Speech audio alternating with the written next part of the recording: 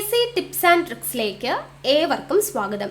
ഇന്നത്തെ വീഡിയോയിലൂടെ നമ്മൾ പഠിക്കാനായിട്ട് പോകുന്നത് കറണ്ട് അഫയേഴ്സിന്റെ ഒരു ക്ലാസ് ആണ്. അപ്പോൾ കറണ്ട് അഫയേഴ്സ് എന്ന് പറയുമ്പോൾ ചുമ്മാ ചോദ്യം ഉത്തരം എന്നുള്ള രീതിക്കല്ല, 2023 PSC നടത്തിയ പരീക്ഷകളിൽ ചോദിച്ച കറണ്ട് അഫയേഴ്സ് ചോദ്യങ്ങളും അനുബന്ധ വിവരങ്ങളുമാണ് നമ്മൾ ഈ ഒരു വീഡിയോയിൽ ഉൾപ്പെടുത്തിയിട്ടുള്ളത്. അപ്പോൾ അതിൻ്റെ ഒരു സെഷൻ സ്റ്റാർട്ട് ചെയ്യാമെന്ന് വിചാരിച്ചു. അപ്പോൾ നിങ്ങൾ ഈ ക്ലാസ് കംപ്ലീറ്റ് ആയിട്ട് കാണുക, എന്നിട്ട് നിങ്ങളുടെ അഭിപ്രായം എന്താണെന്നുള്ളത് താഴെ കമന്റ് ആയിട്ട് പറയാം കേട്ടോ. അപ്പോൾ 2023 ചോദിച്ചിട്ടുള്ള മുഴുവൻ കറണ്ട് അഫയേഴ്സ് ചോദ്യങ്ങളും അനുബന്ധ വിവരങ്ങളും ഉൾപ്പെടുത്തിയിട്ടുള്ള ക്ലാസ് കൊണ്ടുപോകാനാണ് ഞാൻ ഉദ്ദേശിക്കുന്നത്. അപ്പോൾ ഈ ക്ലാസ് കണ്ടിട്ട് നിങ്ങൾ അഭിപ്രായം പറയണം. വീഡിയോ ഇഷ്ടമായിട്ടുണ്ടെങ്കിൽ ലൈക്ക് ചെയ്യണം. അപ്പോഴാണ് നിങ്ങൾക്ക് ഇങ്ങനെയുള്ള ക്ലാസ്സുകൾ ആവശ്യമുണ്ടോ ഇല്ലയോ എന്നുള്ളതൊക്കെ നമ്മൾ അറിയുന്നത്. അതിനനുസരിച്ചിട്ടായിരിക്കും നമ്മൾ ക്ലാസ് കണ്ടിന്യൂ ചെയ്യുന്നത്. പിന്നെ നമ്മളിവിടെ അനുബന്ധ വിവരങ്ങൾ എന്ന് പറയുമ്പോൾ ചുമ്മാ ഒരു ചോദ്യത്തെക്കുറിച്ച് 4 പോയിന്റ് പറഞ്ഞു പോവുകയല്ല, മാക്സിമം പോയിന്റ്സ് ഓരോ ടോപ്പിക്കിനെ കുറിച്ചും മാക്സിമം പോയിന്റ്സ് ഉൾപ്പെടുത്തിക്കൊണ്ടുള്ള ക്ലാസ് ആയിരിക്കും. ഓക്കെ, അപ്പോൾ കുറച്ച് ലെങ്തി ആയിട്ടുള്ള ക്ലാസ് ഒക്കെ തന്നെ ആയിരിക്കും. പക്ഷേ നല്ല രീതിയിൽ കേട്ട് മനസ്സിലാക്കി നോട്ട്സ് തയ്യാറാക്കി പഠിക്കുവാണെങ്കിൽ നിങ്ങൾക്ക് ഉറപ്പായിട്ടും പരീക്ഷയ്ക്ക് നല്ല രീതിയിൽ പ്രയോജനം ചെയ്യുന്ന ക്ലാസ് ആയിരിക്കും. ഓക്കെ, അപ്പോൾ എന്തായാലും എല്ലാവരും ക്ലാസ് കാണുക. ഇതിന് മുന്നേയും നമ്മൾ ക്ലാസ് കറണ്ട് അഫയേഴ്സിൻ്റെ ചെയ്തിട്ടിട്ടുണ്ട്. അപ്പോൾ അത് കാണാത്തവരുണ്ടെങ്കിൽ കാണാം. വീഡിയോസിൻ്റെ ലിങ്ക് ഞാൻ താഴെ ഡിസ്ക്രിപ്ഷൻ ബോക്സിൽ കൊടുത്തേക്കാം. ഓക്കെ, അപ്പോൾ നമുക്ക് ക്ലാസ്സിലോട്ട് പോയാലോ? അതിന് മുന്നേ ഇപ്പോഴും ചാനൽ സബ്സ്ക്രൈബ് ചെയ്യാതെ കാണുന്ന ഒരുപാട് പേരുണ്ട്. അപ്പോൾ അങ്ങനെയുള്ളവരുണ്ടെങ്കിൽ ചാനൽ സബ്സ്ക്രൈബ് ചെയ്യുക. പിന്നെ ഞാൻ പറഞ്ഞതുപോലെ തന്നെ വീഡിയോ ഇഷ്ടമായിട്ടുണ്ട് എന്നുള്ളത് നമുക്ക് അറിയുന്നത് നിങ്ങളുടെ ലൈക്കിലൂടെയാണ്. അപ്പോൾ ലൈക്ക് ചെയ്യാൻ ആരും മറക്കരുത്. പിന്നെ നമ്മുടെ ടെലിഗ്രാം ചാനലിൻ്റെ കാര്യം എല്ലാവർക്കും അറിയാലോ. അപ്പോൾ അതിൽ ജോയിൻ ചെയ്യുക, ഫ്രീ ആയിട്ട് തന്നെ ജോയിൻ ചെയ്യാവുന്നതാണ്. താഴെ കമന്റ് ബോക്സിൽ ഫസ്റ്റ് കമന്റ് ആയിട്ട് ടെലിഗ്രാമിൻ്റെ ലിങ്ക് കൊടുത്തിട്ടുണ്ട്. ഓക്കെ, അപ്പോൾ നമുക്ക് സ്റ്റാർട്ട് ചെയ്യാം. 2023 ചോദിച്ച കറണ്ട് അഫയേഴ്സ് ചോദ്യങ്ങളും അനുബന്ധ വിവരങ്ങളുമാണ് നോക്കുന്നത്. ആദ്യത്തെ ചോദ്യം, 2022 ലോകകപ്പ് ഫുട്ബോളിൽ 2ാം സ്ഥാനം നേടിയ രാജ്യം. 2022 ലോകകപ്പ് ഫുട്ബോളിൽ 2ാം സ്ഥാനം നേടിയ രാജ്യം ഏതാ? ഫ്രാൻസ് ആണ്. 1ാം സ്ഥാനക്കാരെ നമ്മൾ എപ്പോഴും ഓർത്തിരിക്കും, പക്ഷെ 2ഉം 3ഉം സ്ഥാനത്ത് കിടക്കുന്നവരെ നമ്മൾ പഠിച്ചിരിക്കണം. ഓക്കെ, അപ്പോൾ 2ാം സ്ഥാനം നേടിയത് ഫ്രാൻസ് ആണ്. അപ്പോൾ ഈ ലോകകപ്പ് ഫുട്ബോൾ 2022 നടന്നത് എത്രാമത് വേൾഡ് കപ്പ് ആയിരുന്നു? 22ാമത് വേൾഡ് കപ്പാണ് 2022 നടന്നത്. അപ്പോൾ 22 വെച്ചിട്ട് തന്നെ നമുക്ക് കണക്ട് ചെയ്യാം അല്ലെ. 2022 22ാമത് വേൾഡ് കപ്പാണ് നടന്നത്. എവിടെ വെച്ചാണ് നടന്നേ? വേദി എവിടെയാണ്?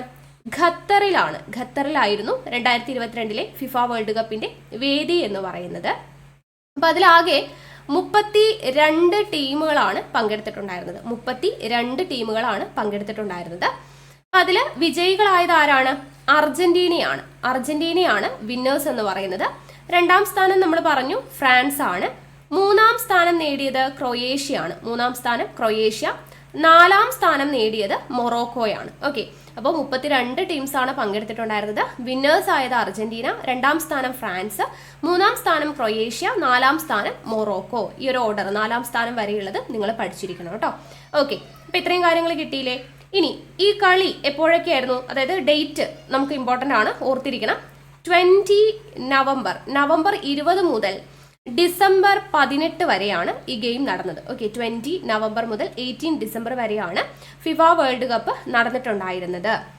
ഇതിൽ നമ്മൾ പറഞ്ഞതുപോലെ ഫസ്റ്റ് മാച്ച് എവിടെയാണെന്നുള്ളത് ഓർത്തിരിക്കണം കേട്ടോ. ഫസ്റ്റ് മാച്ച് എന്ന് പറയുന്നത് ആരൊക്കെ തമ്മിലായിരുന്നു എന്നറിയോ? ഖത്തറും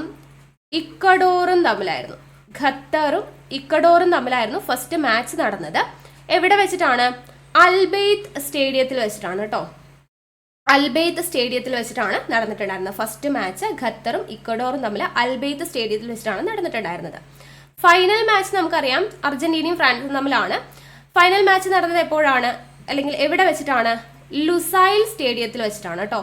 ലുസൈൽ സ്റ്റേഡിയത്തിൽ വെച്ചിട്ടാണ് ഫൈനൽ മാച്ച് നടന്നിട്ടുണ്ടായിരുന്നത്. അപ്പോൾ ഫസ്റ്റ് മാച്ച് ഖത്തറും ഇക്വഡോറും തമ്മിൽ അൽബെയ്ത്തിലാണ് നടന്നത്. ഫൈനൽ മാച്ച് അർജന്റീനയും ഫ്രാൻസും ലുസൈൽ സ്റ്റേഡിയത്തിൽ വെച്ചിട്ടാണ് നടന്നിട്ടുണ്ടായിരുന്നത്. ഓക്കെ, അതും ഓർത്തിരിക്കുക. ഇനി നമുക്ക് കുറച്ച് അവാർഡ്സ് നോക്കാം. അതായത് ബെസ്റ്റ് പ്ലെയറിനുള്ളത് അല്ലെ, ബെസ്റ്റ് ഗോൾ കീപ്പർ, അങ്ങനെ കുറച്ച് അവാർഡ്സ് ഒക്കെ ഉണ്ടല്ലോ. അപ്പോൾ അതിൽ ബെസ്റ്റ് പ്ലെയറിന് കൊടുക്കുന്നത് ബോൾ വെച്ചിട്ടുള്ളതാണ്. അതായത് ഗോൾഡൻ ബോൾ, സിൽവർ ബോൾ. ഇനി നമുക്ക് ബൂട്ട് പഠിക്കാനുണ്ട്. അപ്പോൾ അതാണ് ഞാൻ ബോൾ വെച്ചിട്ടാണെങ്കിൽ അത് പ്ലെയർ ആണെന്ന് പറഞ്ഞത്. അപ്പോൾ പ്ലെയർ എന്ന് പറയുമ്പോൾ അവിടെ വെച്ച് ബോൾ വെച്ചിട്ടാണെന്നുള്ളത് ഓർത്തിരിക്കുക കേട്ടോ. ഗോൾഡൻ ബോൾ ഉണ്ട്, സിൽവർ ബോൾ ഉണ്ട്, അതുപോലെ ബ്രോൺസ് ബോൾ ഉണ്ട്. ഗോൾഡൻ ബോൾ ഉണ്ട്, സിൽവർ ബോൾ ഉണ്ട്, ബ്രോൺസ് ബോൾ ഉണ്ട്. അപ്പോൾ ബെസ്റ്റ് പ്ലെയറിനുള്ള ഗോൾഡൻ ബോൾ നേടിയത് ലയണൽ മെസ്സിയാണ്. ബെസ്റ്റ് പ്ലെയറിനുള്ള ഗോൾഡൻ ബോൾ നേടുന്നത്. സിൽവർ ബോൾ നേടുന്നത് ആരാണ്? കൈലിയൻ എംബാപ്പെ ആണ് സിൽവർ ബോൾ, ബെസ്റ്റ് പ്ലെയറിനുള്ള സിൽവർ ബോൾ നേടുന്നത് കൈലിയൻ എംബാപ്പെ ആണ്. ബ്രോൺസ് ബോൾ നേടുന്നത് ആരാണ്? ലൂക്ക മോഡ്രിക് ആണ്. ലൂക്ക മോഡ്രിക് ക്രൊയേഷ്യക്കാരനാണ് കേട്ടോ. ക്രൊയേഷ്യക്കാരനാണ് ലൂക്ക മോഡ്രിക്. അപ്പോൾ ബെസ്റ്റ് പ്ലെയറിനുള്ള ഗോൾഡൻ ബോൾ നേടുന്നത് ലയണൽ മെസ്സി, സിൽവർ ബോൾ നേടിയത് കൈലിയൻ എംബാപ്പെ, ബ്രോൺസ് ബോൾ നേടിയത് ലൂക്ക മോഡ്രിക് ആണ്. ഓക്കെ, ഇനി അടുത്തത് ടോപ്പ് ഗോൾ സ്കോററിനുള്ള അവാർഡ്. ടോപ്പ് ഗോൾ സ്കോററിനുള്ള അവാർഡ് ഇതുപോലെ ഗോൾഡൻ ബൂട്ട് കേട്ടോ, ബൂട്ട് വെച്ചിട്ടുള്ളതാണ് ഗോള്. ഓക്കെ, അപ്പൊ ഗോൾഡൻ ബൂട്ട് ഉണ്ട്, സിൽവർ ബൂട്ട് ഉണ്ട്, ബ്രോൺസ് ബൂട്ട് ഉണ്ട്. ഓക്കെ, ഗോൾഡൻ ബൂട്ട് ഉണ്ട്, സിൽവർ ബൂട്ട് ഉണ്ട്, ബ്രോൺസ് ബൂട്ട് ഉണ്ട്. അപ്പോൾ ടോപ്പ് ഗോൾ സ്കോറർക്കുള്ള ഗോൾഡൻ ബൂട്ട് നേടിയത് ആരാണ്? ഇവിടെ ഉള്ളതിന് നേരെ തിരിച്ച്. ഗോൾഡൻ ബോൾ നേടിയത് ലയണൽ മെസ്സിയും സിൽവർ ബോൾ നേടിയത് കൈലിയൻ എംബാപ്പെ ആണ്. തിരിച്ചാണ്, ഗോൾഡൻ ബൂട്ട് നേടിയത് ആരാണ്? കൈലിയൻ എംബാപ്പെ ആണ് കേട്ടോ. എംബാപ്പെ ആണ് ഗോൾഡൻ ബൂട്ട് നേടുന്നത്. സിൽവർ ബൂട്ട് നേടുന്നത് ലയണൽ മെസ്സി ആണ്. ഓക്കെ, ലയണൽ മെസ്സി ആണ് സിൽവർ ബൂട്ട് നേടുന്നത്. ബ്രോൺസ് ബൂട്ട് നേടുന്നത് ഒലിവിയർ ജിറൗഡ് ആണ് കേട്ടോ. ഒലിവിയർ ജിറൗഡ് ആണ് ബ്രോൺസ് ബൂട്ട് നേടുന്നത്. ഒലിവിയർ ജിറൗഡ്, പേര് കാണുന്നുണ്ടോ നിങ്ങൾക്ക്? ഒലിവിയർ ജിറൗഡ് കേട്ടോ. ബ്രോൺസ് ബൂട്ട് നേടുന്നത് ഒലിവിയർ ജിറൗഡ് ആണ് എന്നുള്ളത് ഓർത്തിരിക്കുക. ഓക്കെ, അപ്പോൾ ബെസ്റ്റ് പ്ലെയറിനുള്ള golden ball Lionel Messi, silver ball Kylian Mbappe, bronze ball Luka Modric. Top goal സ്കോറർക്കുള്ള ഗോൾഡൻ ബൂട്ട് നേടുന്നത് കൈലിയൻ എംബാപ്പെ, സിൽവർ ബൂട്ട് നേടുന്നത് ലയണൽ മെസ്സി, ബ്രോൺസ് ബൂട്ട് നേടുന്നത് ഒലിവർ ജിറൗഡ് ആണ്. ഓക്കെ, ഇത്രയും കാര്യങ്ങൾ കിട്ടിയല്ലോ. ഇനി ബെസ്റ്റ്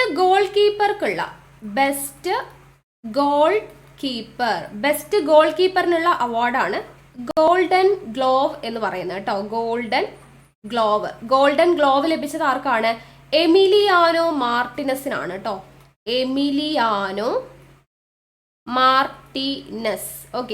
എമിലിയാനോ മാർട്ടിനസിനാണ് ഗോൾഡൻ ഗ്ലോവ് ലഭിക്കുന്ന ആർക്കാണ്? ബെസ്റ്റ് ഗോൾ കീപ്പറിനുള്ള അവാർഡാണ് ഗോൾഡൻ ഗ്ലോവ്. അത് ലഭിക്കുന്നത് എമിലിയാനോ മാർട്ടിനസിനാണ്. അർജന്റീനൻ താരമാണ് കേട്ടോ, Argentina. Then FIFA young player എന്ന് പറയുന്ന അവാർഡ് ലഭിച്ചത് എൻസോ ഫെർണാണ്ടസിനാണ്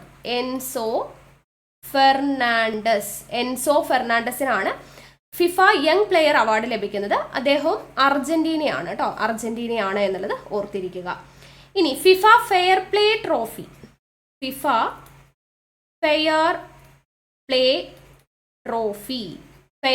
ട്രോഫി ലഭിക്കുന്നത് ഇംഗ്ലണ്ടിനാണ് എന്നുള്ളത് ഓർത്തിരിക്കുക. ഓക്കെ, ഫിഫ ഫെയർ ട്രോഫി ലഭിക്കുന്ന ആർക്കാണ്? ഇംഗ്ലണ്ടിന്. ഇനി മാൻ ഓഫ് ദ മാച്ചിന് ലഭിക്കുന്ന അവാർഡാണ്. മാൻ ഓഫ് ദി മാച്ച് ലഭിക്കുന്ന അവാർഡിന്റെ പേരാണ് Budweiser player of the match കേട്ടോ. Budweiser player of the match ലഭിച്ചത് ആർക്കാ? ലയണൽ മെസ്സിക്കാണ് കേട്ടോ. മാൻ ഓഫ് ദി മാച്ച് ലഭിച്ചത് ആർക്കാണ്? ലയണൽ മെസ്സിക്കാണ്.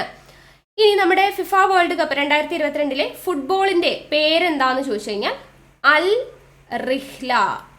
റിഹ്ലയാണ് കേട്ടോ. അൽ റിഹ്ല എന്നുള്ളതാണ് ഫുട്ബോളിന്റെ പേര്.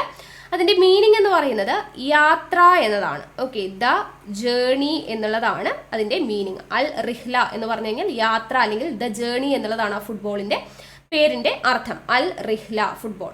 ഇനി ഭാഗ്യചിഹ്നം എന്ന് പറയുന്നത് ല ഈബ് ആണ് കേട്ടോ. ല ഈബ്, ഇതൊക്കെ ഇമ്പോർട്ടൻ്റ് ആണ്. ല ഈബ് ആണ് ഭാഗ്യചിഹ്നം. അതായത് ല ഈബ് എന്ന് പറഞ്ഞു കഴിഞ്ഞാൽ മീനിങ് എന്താണെന്നറിയോ? പ്രതിഭാധനനായ കളിക്കാരൻ എന്നാണ്. പ്രതിഭാധനനായ കളിക്കാരൻ എന്നതാണ് ല ഈബ് എന്ന് പറയുന്ന ഭാഗ്യചിഹ്നത്തിന്റെ അർത്ഥം. ഓക്കെ, ഇനി ഫൈനൽ മാച്ചിന് കളിച്ച ബോളാണ് അൽ ഹിൽം. ഓക്കെ, അൽ ഹിൽം എന്ന് പറയുന്ന ബോളാണ് ഫൈനൽ മാച്ചിൽ കളിച്ചത്. അതിന്റെ അർത്ഥം എന്ന് പറയുന്നത് ദ ഡ്രീം എന്നാണ് കേട്ടോ. ദ ഡ്രീം എന്നാണ് ഈ വേർഡിന്റെ അർത്ഥം. അൽ ഹിം എന്ന് പറയുന്നതാണ് ഫൈനൽ മാച്ചിൽ കളിച്ച ബോളിന്റെ പേര്. അർത്ഥം എന്താണ്? ദ ഡ്രീം എന്നതാണ് മീനിങ് വരുന്നത്. ഇനി ഖത്തറിൽ വെച്ചിട്ടാണ് നമ്മുടെ ഫുട്ബോൾ കളി നടന്നത് അല്ലെ. ഫിഫ വേൾഡ് കപ്പ് നടന്നത് ഖത്തറിൽ വെച്ചിട്ടാണ്. ഏഷ്യയിൽ നടക്കുന്ന രണ്ടാമത്തെ ഫുട്ബോൾ ലോകകപ്പാണ് ഖത്തറിലേത്. ഏഷ്യയിൽ വെച്ച് നടക്കുന്ന കേട്ടോ, ഏഷ്യയിൽ വെച്ച് നടക്കുന്ന രണ്ടാമത്തെ ഫുട്ബോൾ ലോകകപ്പാണ് ഖത്തറിൽ വെച്ച് നടന്നത്. അതുപോലെ അറബ് ലോകത്ത് നടക്കുന്ന ആദ്യത്തെ ഫുട്ബോൾ ലോകകപ്പും ഏത് തന്നെയാണ്? അറബ് ലോകത്ത് നടക്കുന്ന ആദ്യത്തെ ഫുട്ബോൾ കേട്ടോ, അറബ് ലോകത്ത് നടക്കുന്ന ഫസ്റ്റ് ഫുട്ബോൾ വേൾഡ് കപ്പാണ് ഖത്തറിലേത്. അതുപോലെ ഏഷ്യയിൽ നടക്കുന്ന രണ്ടാമത്തെ ഫുട്ബോൾ ലോകകപ്പാണ്. ഓക്കെ, അപ്പോൾ ഏഷ്യയിൽ നടക്കുന്ന രണ്ടാമത്തെ എന്ന് പറയുമ്പോൾ ഫസ്റ്റ് എവിടെയായിരുന്നു? ഏഷ്യയിൽ നടക്കുന്ന ആദ്യത്തെ ഫുട്ബോൾ വേൾഡ് കപ്പ് എന്ന് പറയുന്നത് സൗത്ത് കൊറിയ അതുപോലെ ജപ്പാനിലായിരുന്നു. സൗത്ത് കൊറിയ ജപ്പാനിലായിരുന്നു ഏഷ്യയിൽ നടക്കുന്ന ആദ്യത്തെ ഫുട്ബോൾ വേൾഡ് കപ്പ് എന്ന് പറയുന്നത്. സെക്കൻഡ് നടന്നതാണ് ഖത്തറിൽ. അറബ് ലോകത്ത് നടക്കുന്ന ആദ്യത്തെ വേൾഡ് കപ്പ് ആയിരുന്നു ഖത്തറിലേത്. ഓക്കെ, അതും കൂടെ ഓർത്തിരിക്കുക. ഇനി വേൾഡ് കപ്പിന്റെ ഔദ്യോഗിക ഗാനം ഓർത്തിരിക്കുക, ഹയ്യ ഹയ്യ.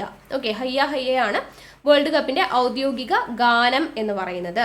ഓക്കെ, അപ്പൊ ഇത്രയും കാര്യങ്ങളാണ് നമുക്ക് ഫിഫ വേൾഡ് കപ്പുമായിട്ട് റിലേറ്റ് ചെയ്തിട്ട് 2022 കാര്യങ്ങളെല്ലാം നമുക്ക് എല്ലാ പോയിന്റ്സും പറഞ്ഞിട്ടുണ്ട്. അപ്പൊ ഇത് നോട്ട് ചെയ്ത് വെച്ചേക്കാം കേട്ടോ. അടുത്ത ചോദ്യം, 2021 വായനാ ദിനത്തോടനുബന്ധിച്ച് കേരളത്തിലെ ആദ്യ പുസ്തക ഗ്രാമമായി പ്രഖ്യാപിച്ച സ്ഥലം. 2021 വായനാ ദിനത്തോടനുബന്ധിച്ച് കേരളത്തിലെ ആദ്യത്തെ പുസ്തക ഗ്രാമമായി പ്രഖ്യാപിച്ച സ്ഥലമാണ് പെരുങ്കുളം. ഓക്കെ, 2023 ചോദിച്ച ചോദ്യമാണ്. പെരുങ്കുളമാണ് ഉത്തരം. അപ്പൊ ഈ പെരുങ്കുളം എന്ന് പറയുന്നത് കൊല്ലം ജില്ലയിലാണ് സ്ഥിതി ചെയ്യുന്നത്. കൊല്ലം ജില്ലയിൽ കൊട്ടാരക്കര താലൂക്കിൽ കേട്ടോ, കൊല്ലം ജില്ലയിലെ കൊട്ടാരക്കര താലൂക്കിലാണ് പെരുങ്കുളം എന്ന് പറയുന്ന സ്ഥലം. അവിടെയാണ് 2021 വായനാ ദിനത്തോടനുബന്ധിച്ച് കേരളത്തിലെ ആദ്യത്തെ പുസ്തക ഗ്രാമമായിട്ട് പ്രഖ്യാപിച്ചത്. പെരുങ്കുളത്തെയാണ്, പെരുങ്കുളം. അപ്പോൾ ഈ വായനാ ദിനം എന്ന് പറയുന്നത് എന്നാണ്?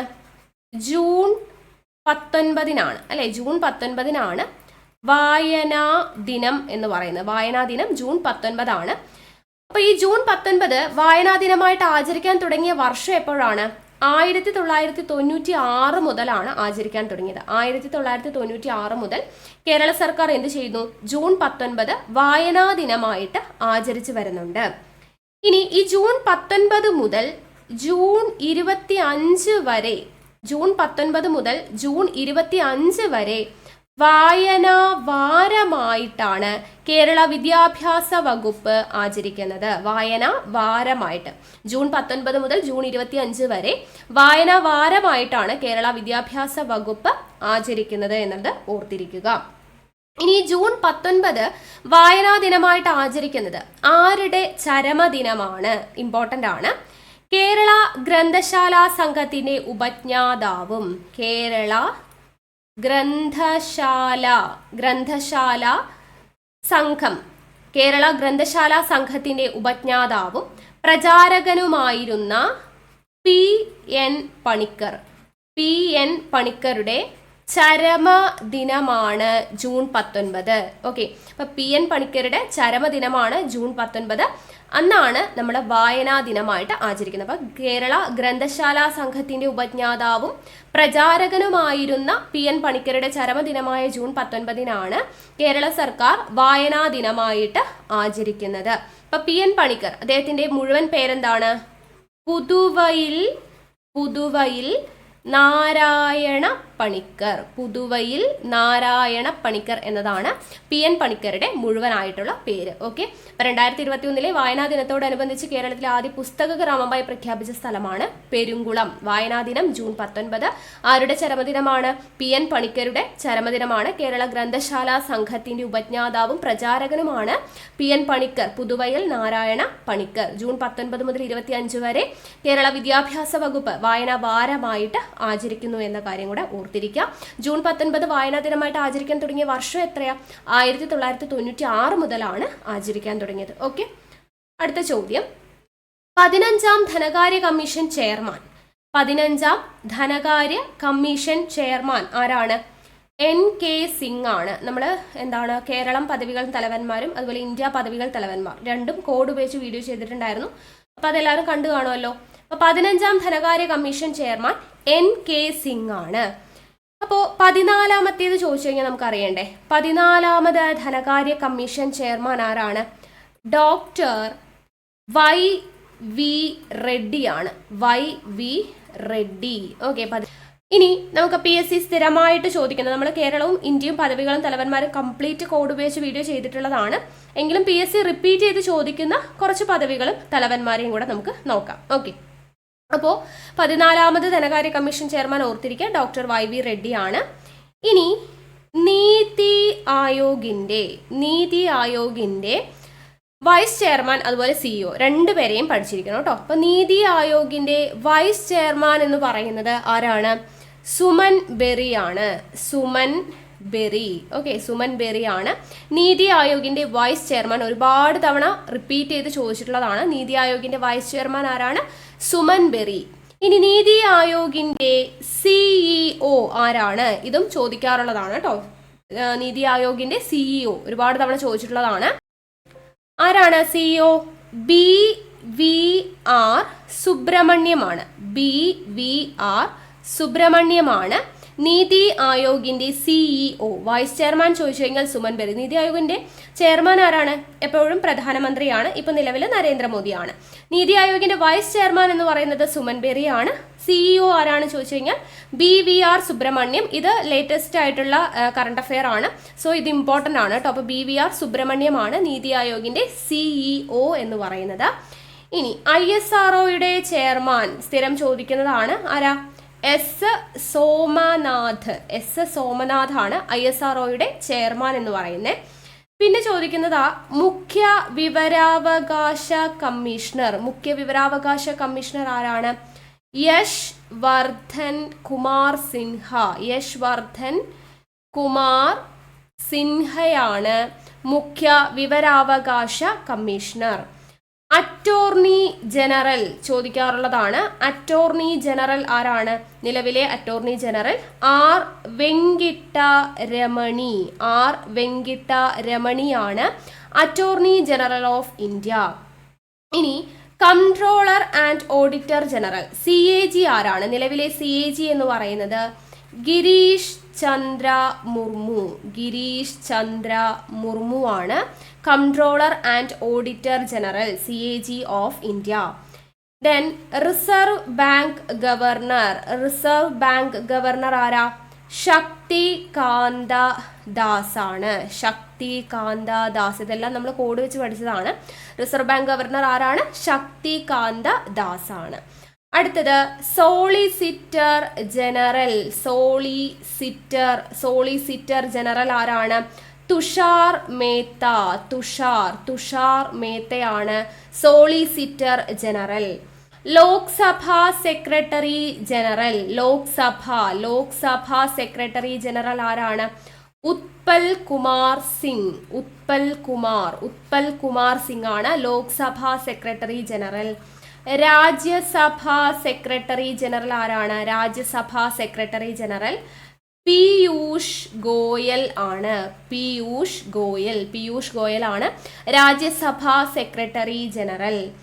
UPSC chairman. നിലവിലെ UPSC ചെയർമാൻ ആരാണ്? മനോജ് സോണിയാണ്. മനോജ് സോണി. ഓക്കെ, അപ്പോൾ ഇത്രയും പേരെങ്കിലും അറിഞ്ഞിരിക്കുക. ബാക്കിയുള്ളവരെയും പഠിക്കണം. നമ്മൾ ഓൾറെഡി ക്ലാസ് എടുത്തത് കൊണ്ട് വീണ്ടും പറയുന്നില്ല. ആ വീഡിയോസ് ഒന്ന് കണ്ടു നോക്കുക കേട്ടോ. അപ്പോൾ 15ാം ധനകാര്യ കമ്മീഷൻ ചെയർമാൻ NK സിംഗ് ആണ്. 14ാമത് ആരായിരുന്നു? Doctor Y V Reddy. Niti ആയോഗിന്റെ വൈസ് ചെയർമാൻ ചോദിച്ചു കഴിഞ്ഞാൽ സുമൻ ബേരി. നീതി ആയോഗിന്റെ CEO BVR Subrahmanyam. ISRO chairman Somanath. മുഖ്യ വിവരാവകാശ commissioner Yashvardhan Kumar Sinha. Attorney general of India R Venkataramani. Comptroller and auditor general ആരാണ്? Girish Chandra Murmu. Reserve bank governor Shaktikanta Das. Solicitor general Tushar Mehta. Lok Sabha secretary general Utpal Kumar Singh. Rajya Sabha secretary general Piyush Goyal. UPSC chairman നിലവിലാരാണ്? മനോജ് സോണി. ഓക്കെ, അപ്പോൾ ഇത്രയാണ് നമ്മുടെ ഇന്നത്തെ ക്ലാസ് കേട്ടോ. അപ്പോൾ നമ്മൾ 3 കറണ്ട് അഫയേഴ്സ് ചോദ്യങ്ങളും അതിൻ്റെ റിലേറ്റഡ് ഫാക്ട്സുമാണ് എടുത്തിട്ടുള്ളത്. അപ്പോൾ ഈ ഒരു ക്ലാസ് നിങ്ങൾക്ക് ഉപകാരപ്രദമായിട്ടുണ്ട് എന്നുണ്ടെങ്കിൽ താഴെ കമൻറ്റ് ചെയ്യുക. ഇനി ഇതുപോലുള്ള ക്ലാസ് 2023 കറണ്ട് അഫയേഴ്സ് ചോദ്യങ്ങളും അനുബന്ധ വിവരങ്ങളും ഉൾപ്പെടുത്തിയിട്ടുള്ള ക്ലാസ് വേണം എന്നുള്ളവരുണ്ടെങ്കിലും താഴെ ഒന്ന് കമൻറ്റ് ചെയ്തേക്കണേ. ഓക്കെ, അപ്പോൾ നമുക്ക് വീണ്ടും അടുത്ത ക്ലാസ്സുമായിട്ട് കാണാം. താങ്ക്